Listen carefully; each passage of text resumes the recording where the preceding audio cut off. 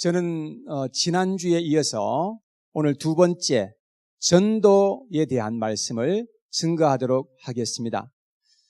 지난주에는 전도의 중요성에 대해서 여러분들에게 말씀을 증거하면서 전도에 대한 도전을 여러분들에게 드렸습니다. 그래서 우리가 전도해야 된다는 것을 잘 알고 있으면서도 불구하고 막상 전도를 해보려고 하면 굉장히 쉽지 않다는 사실을 우리가 경험하게 되는 것입니다. 말 주변도 부족하고 또 예수 믿으라고 말할 그런 용기도 좀 부족하고 그래서 우리가 고민하고 죄책감에 빠져들기도 하는 그런 우리의 모습을 여러분들도 경험하셨으리라 생각합니다.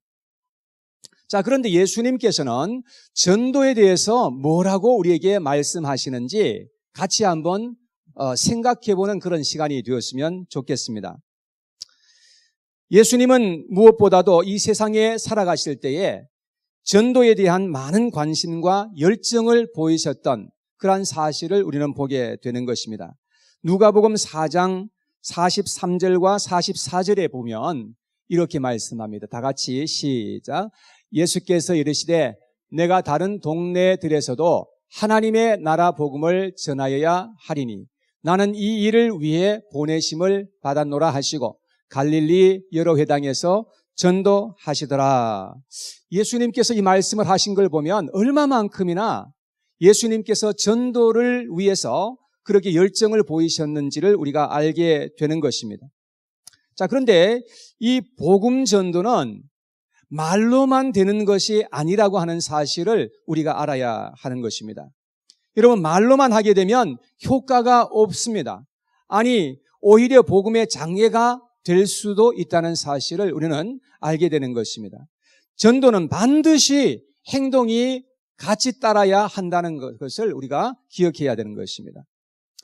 말로 하는 전도도 물론 우리가 필요합니다. 여러분, 말로도 예수 믿으시라고 전도해야 되는 것이 사실입니다. 꼭 그렇게 하셔야 됩니다. 그런데 제가 말씀드리고 싶은 것은 말로도 우리가 전도할 수 있지만 더 우선되어야 할 것이 뭐냐면 행동으로 하는 전도가 더 필요하다는 것입니다. 말 한마디 안 해도 전도가 가능합니다. 여러분, 속담에 그런 속담이 있죠. 행동은 말보다 더 크게 말한다. 여러분, 말을 안 해도 전도가 이루어질 수 있습니다. 왜? 우리의 행동이 말보다 더 힘이 있기 때문에. 우리의 행위로서 말 한마디 하지 않아도 전도가 가능할 수 있다는 것을 저는 말씀을 드리고 싶은 것입니다. 그래서 우리는 무엇보다도 반드시 우리의 삶 속에 행위가 따라가야 한다는 것을 저는 말씀을 드리고 싶은 것입니다. 자, 그런데 어떤 사람들은 믿기만 하면 구원을 얻는다고 하니까 행위는 중요하지 않게 생각하시는 그런 분들도 가끔은 만납니다. 여러분, 믿기만 하면 구원받는다는 그 말씀은 행위가 중요하지 않다는 그런 말이 아니라 믿음이 구원의 유일한 조건이기 때문에 믿음을 강조한 말인 것입니다. 또 믿어서 구원받으면 그 구원은 영원한 구원이라 하니까 야, 이제는 됐구나. 이제는 행동에 별로 신경을 안 써도 되겠구나. 이렇게 생각하시는 분들도 있는 것 같습니다. 여러분, 만약에 여러분들 중에서 그렇게 생각하고 계시는 분이 지금 계시다면 그것은 예수 그리스도의 복음을 잘못 이해하신 것이라고 생각하셔야 됩니다. 성경에 보면 단 한 번도 행위에 대해서 가볍게 말씀하신 적이 없습니다. 항상 행위에 대해서 강조하셨고 우리에게 명령하셨던 그러한 성경의 내용을 가득하게 우리는 어디서든지 발견할 수가 있습니다. 왜냐하면 믿는 자들에게 선한 행위가 구원의 조건은 아니지만 구원받은 자들의 열매로 반드시 나타나야 하기 때문에 그렇습니다. 오늘 본문 16절에 예수님께서 이렇게 말씀하셨습니다. 16절 말씀을 보시죠.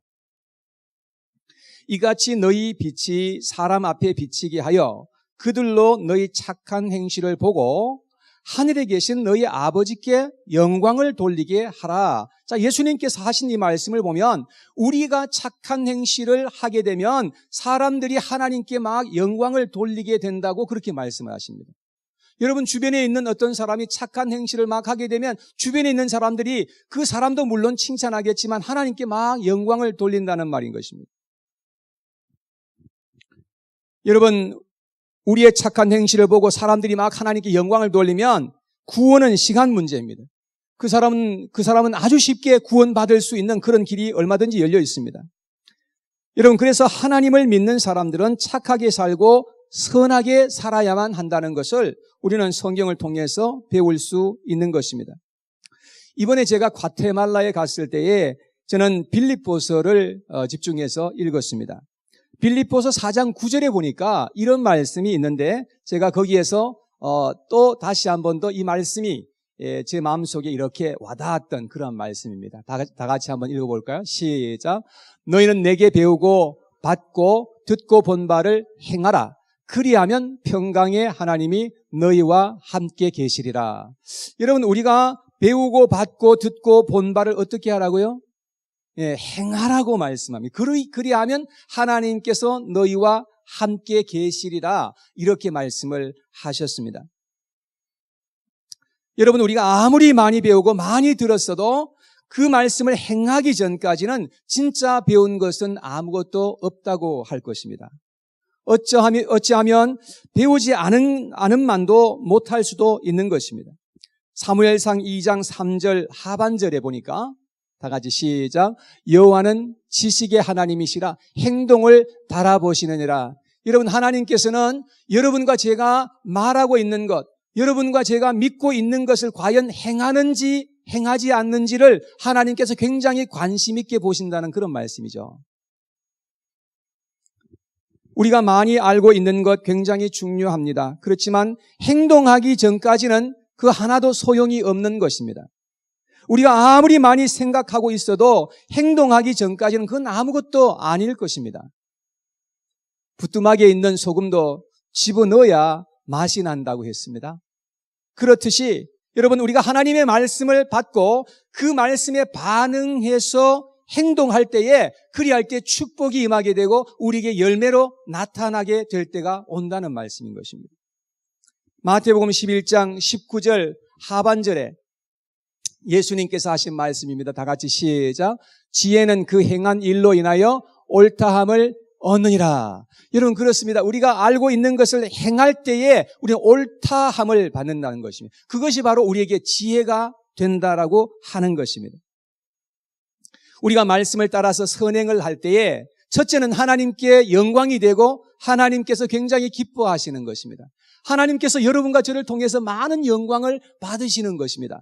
두 번째, 다른 사람들에게 유익이 되고 기쁨이 되고 축복이 되는 것입니다. 그래서 사도 바울은 그 사역한 것을 보면은 어떻게 하든지 많은 사람들에게 유익을 주려고 했고 그들을 축복하려고 했던 그러한 사실들을 볼 수가 있습니다. 고린도전서 10장 31절 말씀입니다. 다 같이 시작. 그런즉 너희가 먹든지 마시든지 무엇을 하든지 다 하나님의 영광을 위해서 하라. 여러분, 그렇습니다. 우리는 무엇을 하든지 다 하나님의 영광을 위해서 해야 된다고 그렇게 말씀합니다. 여러분, 부엌에서 오늘 또 이제 친교할 텐데 부엌에서 그릇을 하나 닦아도 그것을 하나님의 영광을 위해서 하는 것과 그냥 하는 것과 그것은 다른 것입니다. 여러분, 학교에서 공부를 하는 분들이 계시다면 우리 자녀들 잘 들으세요. 자녀들 공부를 할 때에도 하나님의 영광을 위해서 한번 해보세요. 많은 사람들은 자기의 성공을 위해서 막 그냥 공부하잖아요. 근데 그걸 바꿔가지고 하나님의 영광을 위해서 내가 공부한다고 그렇게 생각하면서 기도해보세요. 하나님께서 굉장히 많이 도와주실 거예요. 우리가 직장에서 일을 하거나 사업장에서 일을 할 때에도 하나님의 영광을 위해서 한번 해보십시오. 그래서 기도하고 시작하세요. 기도할 때에 하나님, 오늘 저희 하는 모든 일이 하나님의 영광을 위해서 그렇게 사용될 수 있도록 도와주옵소서. 저에게 지혜를 주셔서 저를 통해서 하나님의 영광이 나타나기를 원합니다. 어떻게 하면 좋겠습니까? 하나님 앞에 그렇게 기도하면서 할 때에 하나님께서 여러분들에게 복을 반드시 주실 줄로 믿습니다. 고린도전서 10장 32절 말씀에 다 같이 시작. 유대인에게나 헬라인에게나 하나님의 교회나 거치는 자가 되지 말고, 우린 이 세상에 살아갈 때 자칫하면 조심하지 않으면 우린 다른 사람에게 거치는 사람이 될 수 있습니다.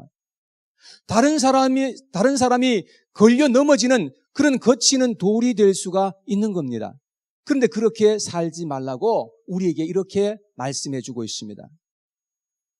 자, 계속해서 33절 말씀을 보겠습니다. 다 같이 시작. 나와 같이 모든 일에 모든 사람을 기쁘게 하여 자신의 유익을 구하지 아니하고 많은 사람을 구하여 그들로 구원을 얻게 하라. 여러분, 그래서 사도 바울은 살아갈 때 유대인들에게는 자기가 유대인처럼 행하고 또 이방인들에게는 이방인처럼 그렇게 행했던 것은 결국은 그들로 하여금 구원을 얻게 하려고 그렇게 하였다고 그렇게 말씀을 하고 있는 것입니다. 자, 그래서 사도행전 2장 47절에 보면 이런 말씀이 있습니다. 다 같이 시작. 하나님을 찬미하며 또 온 백성에게 칭송을 받으니 주께서 구원받는 사람을 날마다 더하게 하시니라. 자, 선행을 통해서 사람들에게 막 칭송을 받으니까 구원받는 자들의 숫자를 더해 주셨다고 말씀합니다. 하나님께서 그들에게 열매가 맺도록 그렇게 역사하셨던 것을 볼 수가 있습니다. 그래서 우리는 하나님께 정말 우리가 말씀을 따라서 우리가 선한 행실로서 그렇게 나아갈 때 그 결과는 하나님께서 가지고 오시는 그런 역사가 나타난다는 것입니다. 자, 이제 세 번째, 선행은 우리 자신에게 은혜와 축복이 되게 만드는 것입니다. 언젠가는요, 여러분들이 선행을 오늘 하였으면 언젠가는 그것이 여러분들에게 다시금 돌아올 때가 있다는 거예요. 선행하는 자들에게 하나님께서는 무엇보다도 우리의 마음속에 평강을 주시고 희락을 주시고 상급으로 더해 주시는 그런 하나님이신 것입니다. 여러분 믿으시기 바랍니다. 우리 하나님은 반드시 우리에게 갚아주시는 하나님이라는 거예요. 마태복음 6장 33절에 예수님께서 하시는 말씀이 나오죠. 다 같이 시작. 그런즉 너희는 먼저 그의 나라와 그의 의를 구하라. 그리하면 이 모든 것을 너희에게 더하시리라. 주님께서는 우리가 행한 것에 더해가지고 우리에게 안겨다 주시는 그런 하나님이라는 거예요. 사무엘하 22장 21절에 보면 다윗이 간증한 그런 내용이 나오는데요. 한번 같이 읽어볼까요? 시작. 여호와께서 내 공의를 따라 상 주시며 내 손의 깨끗함을 따라 갚으셨으니. 여러분, 다윗의 생애를 보면 얼마나 하나님께서 많은 축복을 하셨습니까? 그런데 오늘 이 말씀을 읽어보니까 그만한 이유가 있었던 거예요. 다윗이 살아갈 때에 얼마만큼이나 하나님 앞에서 공의롭게 살았는지, 얼마만큼이나 그는 깨끗하게 살려고 노력했는지 우리는 볼 수 있잖아요. 물론 그러다가 실수를 하기도 했었습니다만은 실수했을 때 철저하게 하나님 앞에 회개하면서 돌아왔어요. 그러면서 그는 얼마만큼이나 하나님의 공의를 따라서 살려고 부단하게 애를 썼고 그렇게 살았던 그러한 다윗에게 하나님께서 많은 것으로 더해 주셨던 사실을 우리는 볼 수가 있는 것입니다. 하나님은 그의 풍성함을 따라서 우리가 행한 모든 일에 어떤 모양으로든지 반드시 갚아주시는 하나님이신 것 여러분 꼭 기억하시기를 바랍니다. 물론 우리가 무엇을 받기 위해서 행하는 것은 아닙니다. 그러나 우리가 하나님의 말씀을 따라서 행하면 하나님은 하나님의 약속하신 것을 책임지시는 그런 하나님이시라는 것입니다. 사랑하는 여러분, 우리는 하나님이 왜 우리를 택하시고 구원해 주셨는지를 알아야 합니다. 그 전에 우리가 살 때는 우리는 우리 자신만을 위해서 살려고 했어요. 내 이기적인 목적을 따라서 살고 우리 가족만 생각하면서 그렇게 살았는데, 그러나 이제는 하나님을 위해서 살고 이웃을 섬기며 사랑하며 살도록 해야 할 이유가 우리에게 생겨지게 된 것입니다. 하나님이 아브라함을 택하신 것도 하나님의 말씀을 행하게 하려고 택하신 거예요. 그래서 하나님의 뜻이 그에게 나타나고 온 세계에 하나님이 증거되도록 그렇게 하셨던 것입니다. 자, 창세기 18장 19절 말씀을 같이 읽어봅시다. 시작. 내가 그로 그 자식과 건속에게 명하여 여호와의 도를 지켜 의와 공도를 행하게 하려고 그를 택하였나니 이는 나 여호와가 아브라함에게 대하여 말한 일을 이루려 함이니라. 자, 여기 보니까 아브라함은 행함으로 의롭게 된 것은 아니지만 하나님은 아브라함이 하나님의 말씀을 지키고 공의를 행할 것을 기대하셨던 것을 볼 수 있습니다. 그래서 하나님의 축복이 만민에게, 아브라함을 통해서 만민에게 흘러가도록 하나님께서 그렇게 원하셨던 것을 볼 수가 있습니다. 여러분, 하나님께서 왜 여러분들을 택하셨는지, 왜 여러분들을 불러주셨는지 이제 우리가 알아야 된다는 것입니다. 여러분, 이스라엘 백성들을 하나님께서 택하셨는데 왜 하나님께서 그 백성들을 그렇게 책망하시고 심판하셨는지 여러분 아십니까? 여러분, 그들은 하나님을 믿는다고 하는 하나님의 백성이라고 그렇게 말로는 했지만 그들은 공의를 행하지 않고 진실함으로 행하지 않았기 때문이라고 성경에 보니까 그렇게 나와 있어요. 그래서 믿음이 없이 행하고 욕심으로 행하며 남을 허물하면서 살았기 때문에 하나님께서 그러한 일들을 그들에게 행하셨다고 성경은 말씀합니다. 이사야서 48장 1절 말씀에 다 같이 시작. 야곱의 집이여 이를 들을지어다. 너는 이스라엘의 이름으로 일컬음을 받으며 유다의 허리에서 나왔으며 여호와의 이름으로 맹세하며 이스라엘의 하나님을 기념하면서도 진실이 없고 공의가 없도다. 진실이 없고 공의가 없이 행한 거예요. 그들은 하나님을 믿는다고 말로는 많이 했어요.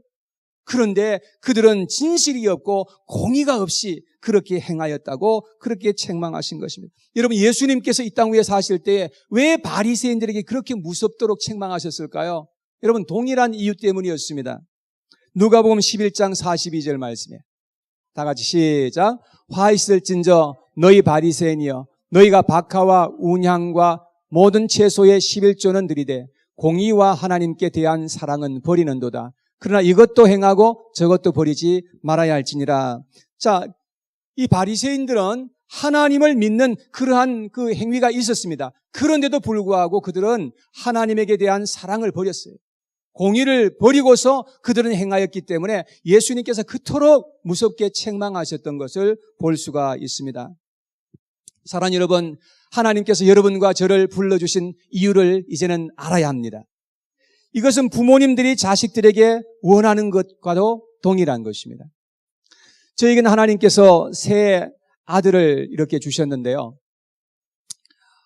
이거는 몇 년 전에 찍은 사진인데 이정민 권찰님께서 아주 멋지게 찍어주셔가지고 제가 아주 그냥 잘 간직하고 있습니다.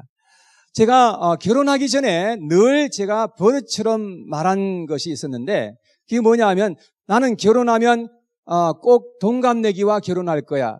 그리고 아이들은 셋만 낳을 거야. 이렇게 늘 얘기하고 다녔어요. 저도 왜 그렇게 얘기했는지 모르겠어요.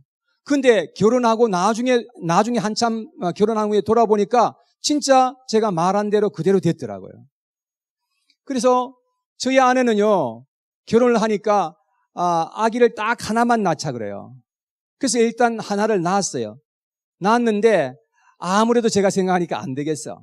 그래서 하나 더 낳자고 자꾸 또 얘기를 했더니 또 들어주더라. 그러면서 하는 말이 딱 이번만 딱 낳고 그만이라고 딱 얘기하더라고요. 그래서 딱 둘만 낳으려고 했는데 두 번째 아기가 쌍둥이가 나온 거예요. 그래가지고 셋이 된 거예요. 할렐루야. 자, 그런데 제가 우리 아이들을 향해서 원하는 것이 무엇입니까? 저는 아이들이 하나님을 잘 믿게 되기를 원해요. 그리고 복을 많이 받게 되기를 원해요. 여러분, 그것이 부모의 마음 아닙니까? 자, 그리고 저는 그 아이들의 그 섬김과 선행을 통해서 다른 많은 사람들을 축복하면서 사는 것을 정말 간절히 원해요. 우리 아이들에게 대해서 그것보다 더 원하는 것은 사실 없어요. 그런데 만일 우리 아이들이 자기들만 잘 살고 자기들만 생각하면서 살고 자기의 가족만을 위해서 그렇게 살아가는 것을 제가 만약에 본다고 한다면 제 마음이 굉장히 아플 것 같아요. 여러분들은 여러분들의 자녀가 어떤 자녀가 되기를 원하십니까? 돈 많이 가지는 자녀가 되기를 원하십니까? 여러분, 어떤 자녀를 여러분들 원하세요?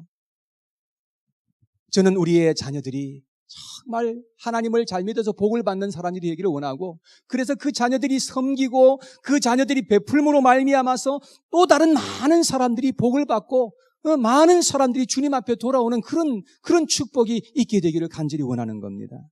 하나님도 똑같다고 저는 생각해요. 디도서 2장 14절에 보니까 하나님이 우리를 불러주신 이유를 말씀했어요. 다 같이 한번 읽어봐요. 시작.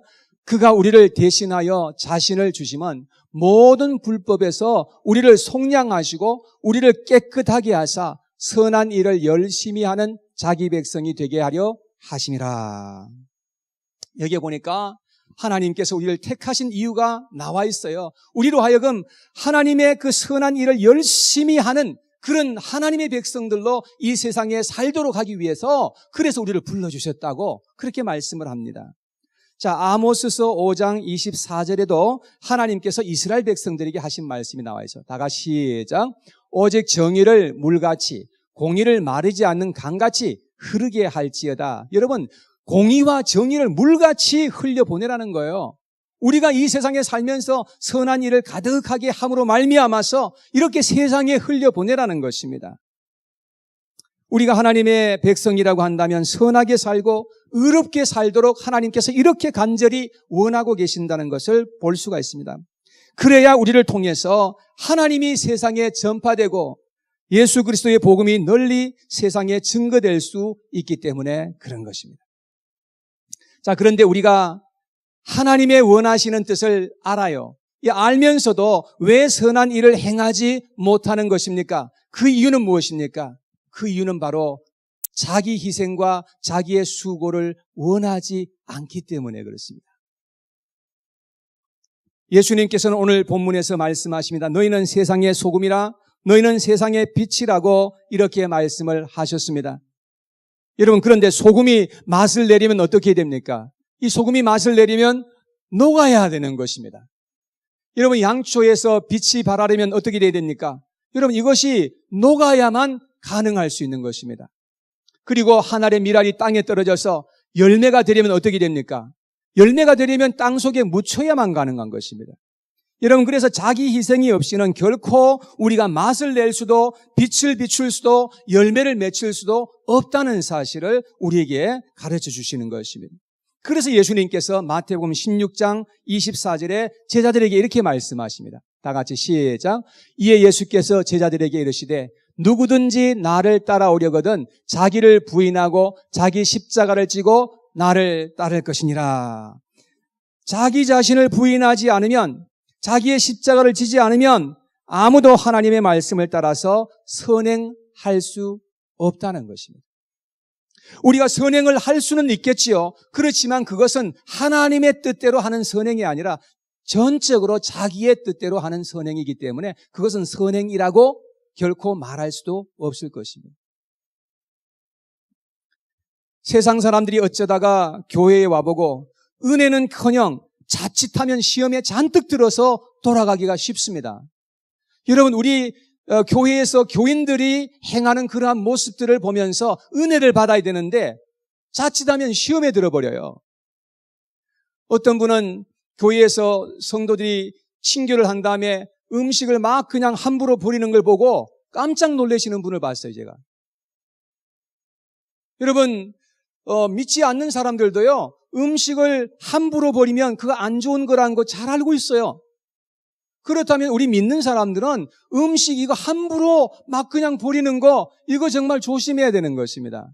왜냐하면 이 음식은 하나님께서 우리에게 주신 것이니까 소중하게 생각해야 됩니다. 그런데 우리가 믿는 사람들이 함부로 그런 것을 막 그냥 버리게 되면요, 믿지 않는 사람들이 어떻게 생각하겠습니까? 이제 내일 총회에 가겠지만 총회에 가보면 어떤 목사님들은 개념 없이 함부로 막말을 하고 인신공격을 하고 그러시는 분들이 계세요. 그럴 때 시험 들기 아주 딱 좋습니다. 주로 우리가 총회를 호텔에서 하는데요, 호텔 직원들 중에는 믿지 않는 사람들 많거든요. 그런 사람들 늘 왔다 갔다 하는데 그런 모습을 한번 본다고 생각해 보세요. 믿지 않는 사람들이 그런 것을 봤을 때에 그들이 교회를 어떻게 생각할 것이며 하나님을 어떻게 생각할 것인지 정말 우리가 두려운 줄로 좀 생각해야 되는데, 함부로 우리가 행동함으로 말미암아서 그들에게 참으로 얼마나 많은 시험을 안겨다 주는지 알 수가 없는 것입니다.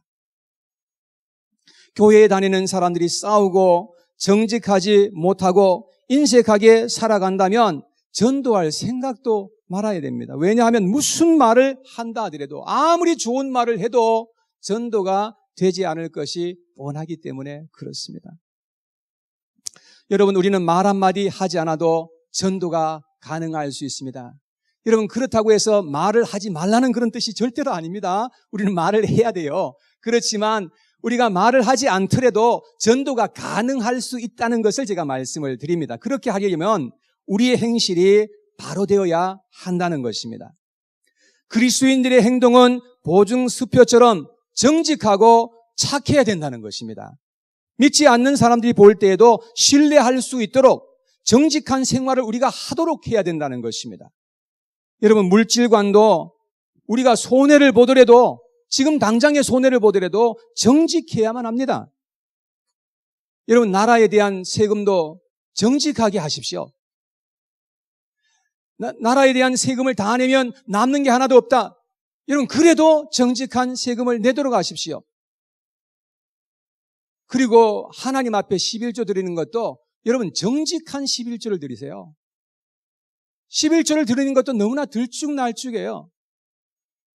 여러분, 무엇을 하더라도 우리는 정직하게, 내 마음에 양심에 꺼리지 않도록 정직하게 우리가 할 수 있도록 우리가 노력해야 된다는 것입니다.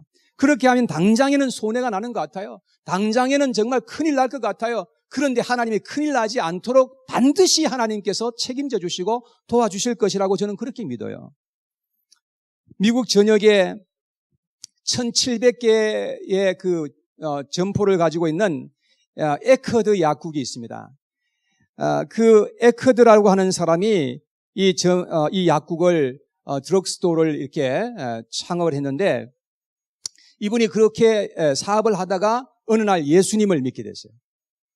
예수님을 영접하고 났는데 얼마 안 되어 가지고 그는 어느 날 이제 그 약국에 나가 있다가 점포에 있는 그 코너에 플레이보이하고 펜트하우스 매거진이 있다는 것을 보게 되었습니다.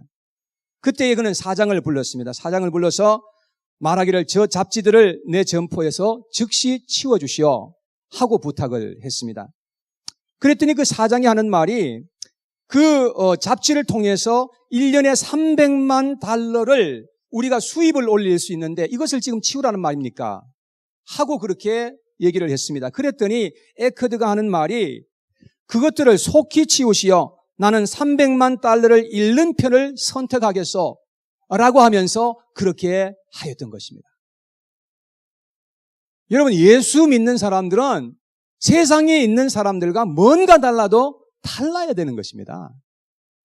여러분, 세상 사람들과 우리가 똑같이 그렇게 살아간다면 우리는 결코 세상의 빛을 밝힐 수가 없는 것입니다. 오늘 말씀을 마치면서 에베소서 5장 8절 9절 말씀을 한번 같이 읽어보려고 합니다. 에베소서 5장 8절 9절 말씀입니다. 다 같이 시작. 너희가 전에는 어둠이더니 이제는 주 안에서 빛이라. 빛의 자녀들처럼 행하라. 빛의 열매는 모든 착함과 의로움과 진실함에 있느니라. 여러분, 우리는 과거에 어둠이었다고 말씀했습니다. 여러분, 그런데 이제는 주 안에서, 예수님 안에서 이제는 빛이 되었다는 것입니다. 그 빛이 된 것을 말 아래 그것을 둘 자가 있겠느냐는 것입니다. 그것을 높은 곳에 두어서 사람들에게 비치게 해야 된다고 말씀을 하고 있습니다. 여러분, 사람들에게 빛을 비추기 위해서는 우리가 옳은 행실을 해서, 그래서 세상에 빛을 비출 수 있다고 오늘 예수님께서 말씀해 주고 있는 것입니다. 우리는 가정에서, 우리가 직장에서, 우리가 학교에서 어디에 있든지 우리는 어떻게 하든지 선한 행실로, 정말로 세상 사람들과 같지 않은 그러한 가치관을 가지고 우리가 그렇게 행하면서 나아갈 때에 우리의 있는 자리에서 내가 한마디, 예수님에 대해서 한마디 하지 않아도 사람들이 저 사람 예수 믿는 사람일 거야 라고 알 수 있을 정도로 우리가 그렇게 살아가면 반드시 하나님께서는 언젠가 나의 그 선한 행위를 통해서 언젠가 하나님은 열매를 거두게 하실 것이요, 하나님께서 나에게 또한 그 축복을 언젠가 되돌려 주실 그러한 때가 오리라고 저는 확신합니다. 그래서 믿는 자들은 의롭게 살고 착하게 살아야 된다는 것입니다. 절대로 깍쟁이처럼 살면 안 됩니다. 그리스도인들이 진실하게 살고 착하게 살아갈 때에 우리의 삶을 통해서 하나님의 영광이 많이 나타나게 될 것이고, 그리고 결국은 우리를 통해서 주변에 있는 한 사람 두 사람이 우리를 통해서 예수 그리스도 앞으로 돌아오게 될 것이고, 결국은 하나님께서 모든 상급을 여러분과 저에게 안겨다 주시는 그런 하나님의 손길을 우리는 경험하는 그런 축복된 삶을 살았으면 좋겠습니다. 여기에 앉아 계시는 우리 모두에게 이러한 축복의 삶이 있어지기를 간절히 축원합니다. 오늘 주신 말씀을 한번 생각하면서 같이 기도하는 시간 되었으면 좋겠습니다.